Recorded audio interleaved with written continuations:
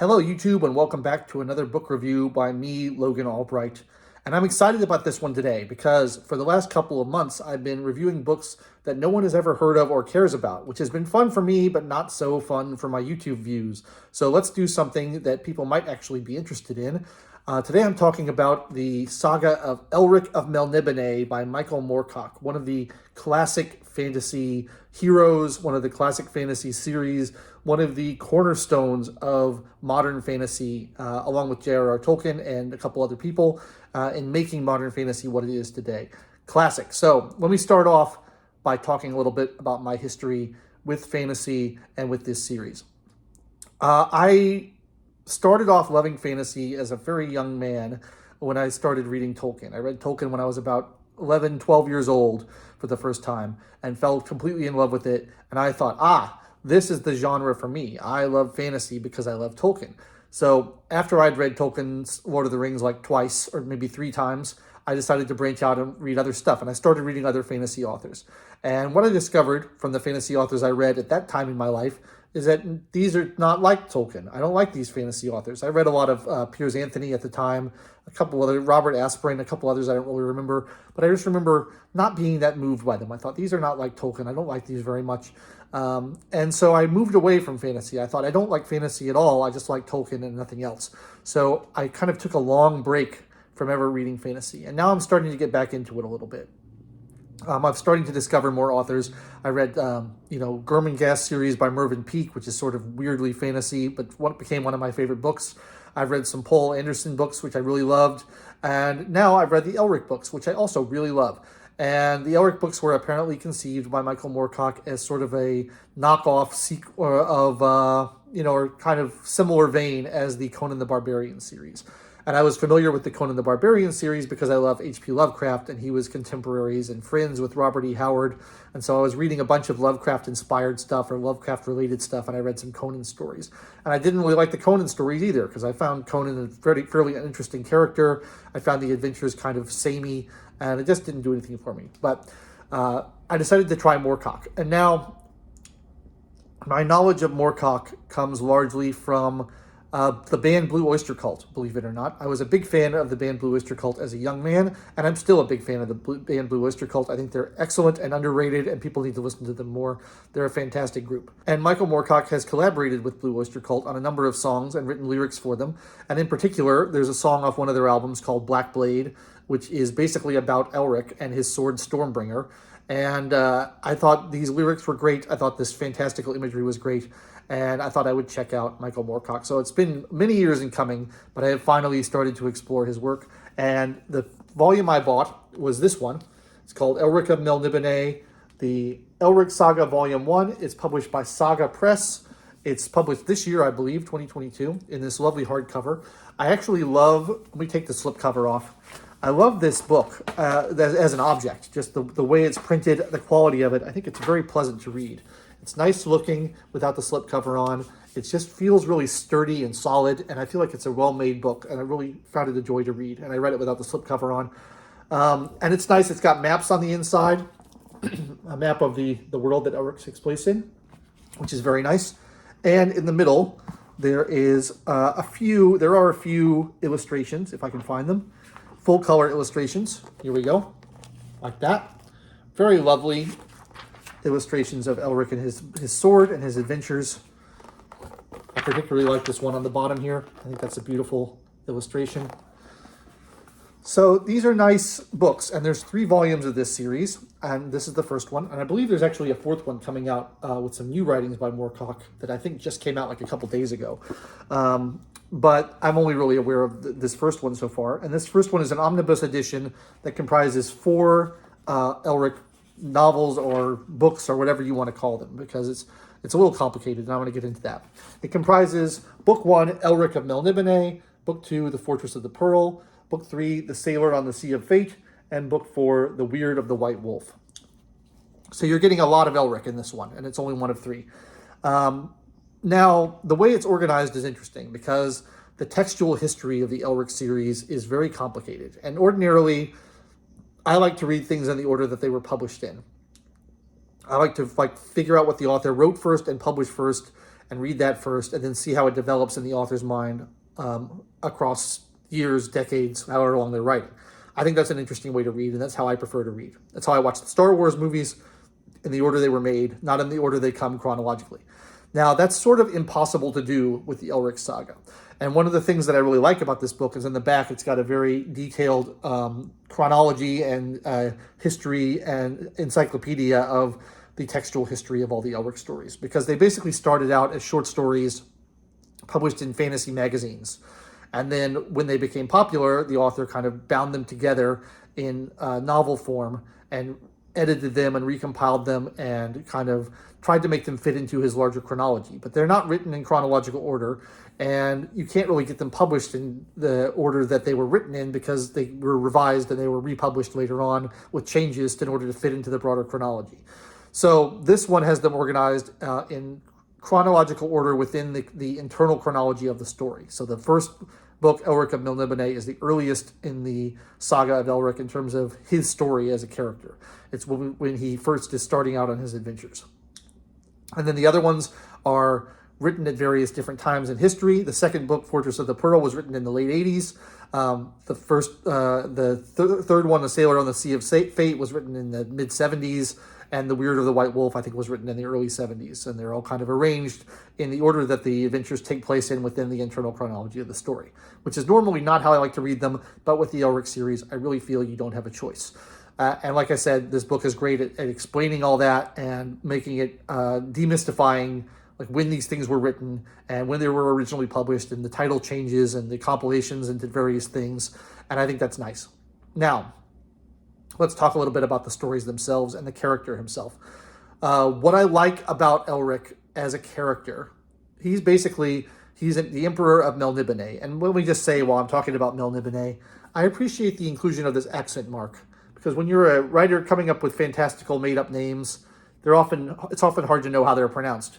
And so putting the accent mark over the final E really makes it easier to know that it's Melniboné and not Melniboné, which is very nice for me. But he's the Emperor of Melniboné, and he's an albino. He's got red eyes, he's got white skin, he's got long white hair. He's got a blood deficiency that means that if he basically is going to die without some kind of medical treatment, without drugs to kind of keep his blood fulfilled, or with some other type of energy source to keep him going. He's sickly. He's unusual of his race in that he's a scholar, and he is someone who has studied a lot, and he's started to develop a sense of morality through the course of his studies. His race is generally cruel, and his race is generally merciless, and lacking what we would call conventional human morality. But he's started to get a little bit of that. But he's not wholly there. He's not entirely a good guy. He can be very ruthless, he can be very brutal, but he's better than his other countrymen and the emperors who came before him in line. And that's sort of his desire to change the traditions of his country and to see the world a little bit and learn from other people is what sets him apart from the previous emperors of Melniboné and the other members of his race. And that's kind of why he's the hero of this book. And I find that interesting. I like that he's not just a big dumb hero who is always good and always, on the side of right and on the side of morality. He's a complicated character. He does the right thing sometimes, he does the wrong thing sometimes. Sometimes he feels bad about doing the wrong thing, sometimes he really doesn't. Sometimes his more, the nature of his bloodline kicks in and he's like, I'm a Melniboné and I don't have to feel that bad about this. Sometimes he does. And I kind of like that. I think it's good to have complicated characters. And this is certainly a darker fantasy series than a lot of the ones out there. There's a lot of bloodshed in it. There's a lot of violence. There's a lot of real dark things in there. And there's torture. There's all kinds of evil stuff going on. But I find that interesting, and I like the darkness of it. I think Moorcock's world building is really, really excellent. He puts in a lot of detail, and he puts in a lot of references to things that aren't fully explained, which gives you kind of a sense of depth and history in the world. I always thought Tolkien was great at that. Listing things that, refer back to something that happened 1,000 years ago, but you don't know what it is because you're not part of that world, but it gives it a depth that makes it feel real. I think Moorcock is also very good at that, and I like that. His names he comes up with, all of his fantastical inventions are great. And then the world itself, I really love. The magic system, I think, is great. There's all these things that I like in fantasy. I like fantastical things a lot. There's a lot of appeal to the elementals. the Melnibonéans basically have a patron god who is a demon, and there are these chaos demons that basically exist on a higher plane, and there's this broader war between chaos and order going on, which is sort of a Dungeons and Dragons kind of thing. It's sort of similar to what Poul Anderson wrote in Three Hearts and Three Lions about the war between chaos and order, and I like that too because I think chaos is pretty great. And so you have these basically demons or demon gods that are also interfering in the ways of mortals, but there's a higher authority behind them as well. And Elric is sort of appealing to these things, and sometimes he's forced to make pretty nasty Faustian bargains with these chaos demons in order to survive or in order to save the people who he cares about. And that's sort of how he ends up with his sword. And his sword is a major part of his character, which is explained in the first book. I won't go into too much detail about how he gets it because I don't want to spoil it, but basically he has this black sword with runes on the blade named Stormbringer, and Stormbringer helps give him energy that keeps him alive despite his weakened blood. But Stormbringer is also basically has a mind of its own. It's sort of a possessed, almost sentient sword that wants to kill, and it feeds on the souls of the lives that of the people that it kills. And so it's always kind of pushing Elric to be more violent and more bloodthirsty than he would normally like to be in order to sustain his own life and also in order to satisfy the desires of the sword. And it's this sort of curse that he has to live under. And there's a lot of themes of fate and destiny in these books, which I think are really good. I like the themes of fate and destiny, and I like the themes of a character kind of fighting against his fate, saying, it may look like I'm doomed to do this, but I'm going to push back against that. I'm going to try to fight against it and make my own way in the world. So I think that's really great. I think it's a great character. I think the sword is a really great contrivance, and I think the world that it takes place in is really interesting. And he sails around and goes to lots of different countries and has lots of different adventures, and so there's a lot of scope for variety and different landscapes and different types of people he can encounter and different types of monsters he can fight and different types of adventures he can have. And magic is very much a part of the world, which is great too. Now, let me talk a little bit about the 4 volumes in here. Of the 4, I think my favorite is the first one, Elric of Melniboné, it's just called. It is the origin story of Elric and how he gets his sword. And it was published originally and written as a novel, which I think is great because it holds together well. A lot of the Elric stories are very episodic because they were originally written as short stories and then kind of compiled into novels later. And they have kind of the Odyssey type, having one adventure after another that are basically unrelated to each other. I don't like that as well, so I like the more novel standout. And I really like the first book because it sets up the whole world. It sets up a lot of things that'll pay off later on. I'm pretty impressed by the author's ability to write things out of chronology and then have them all kind of maintain continuity and tie in together, because that's really hard to do. Although it's not a series in which continuity is all that important. Most of the adventures are fairly standalone, and that leaves some scope to write things in between and have other adventures that don't have a massive effect on the chronology of the series because they're just a standalone adventure. But still, I think that's impressive. So this is the origin story written in 1974, I think, maybe 1977, I don't remember, but in the 70s. And I really like that one a lot. I think that's great for setting up the world and the character and sort of how Elric gets himself into the trouble that he gets himself into that sort of dominates the rest of his life and the strings of fate that he's struggling against for the rest of his life. Really cool. The second one, The Fortress of the Pearl, was written as a novel as well, but much later, in the late 80s, I think 89 or 88.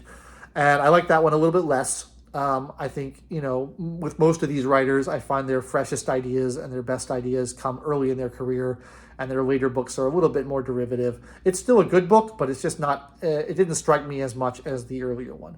And then the third one I really like as well, The Sailor on the Sea of Fate. And this is one that was compiled from short stories.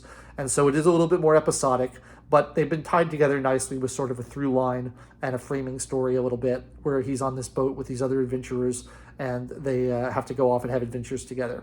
And I thought that was really well written. I really like The Sailor on the Sea of Fate.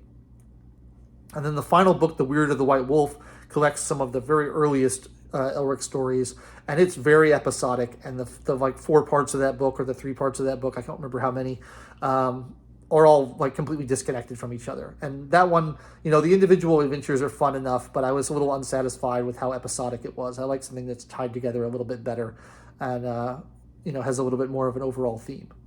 So I really enjoyed this book a lot. I don't know that I'd give it 100% perfect rating, but because there's things I think could be done better about it.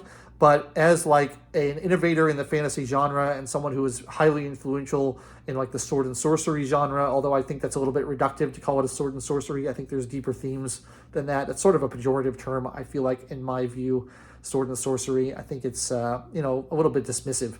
But I really liked it, and I think it's very, very influential on novels and writers that came after it. So I'm really glad that I read it. I am fully intending to read the second volume. The second volume includes one of the earliest standalone novels that the author wrote about Elric called Stormbringer, which is the name of his sword, and I'm really excited to read that one.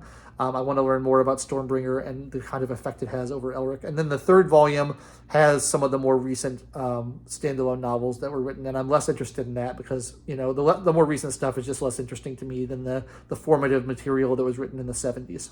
So I don't know that I'll get that one. But I'm definitely going to read the second one, and I'll do a review of that and let you know what I think of it when I get it done. So that's basically what I thought of Elric. I loved it. It has reinvigorated my love of the fantasy genre, along with a couple of other things I've recently read, and I'm kind of delving into that a little bit more. I know like this channel is weird. I'm all over the map. Sometimes I do horror novels, sometimes I do classics, sometimes I do fantasy, sometimes I do science fiction. I've got a lot of science fiction coming up because I bought all these Penguin sci-fi classics when I was in England. So I'll be doing that, but I'll get back to classics at some point, do some more of those. But right now I'm sort of on a sci-fi fantasy kick, so that's what I'm going to be reading in the near future. So hopefully you'll enjoy that. And I really like Elric, and I look forward to reading more and more similar things. So I'd like to know your views on Michael Moorcock as a writer, on the Elric Saga. He's also written other stuff that's not Elric. I should probably read that too. So let me know if I should read that as well. I'd love to know your thoughts in the comments. Please leave them down below. And if you enjoyed this discussion of Elric, please like the video, click that thumbs up button, and subscribe to the channel, and click the bell for notifications, and all the things that you're supposed to do as a loyal, good YouTube subscriber, a YouTube viewer. I appreciate you guys so much, and I hope you're having a wonderful December, and I hope you're going to have a happy holidays in the next few weeks. I'll be back next week with another book review. Wait and see what it's going to be. You'll be surprised. It's going to be great. And I'll catch you later. Thanks so much. Bye.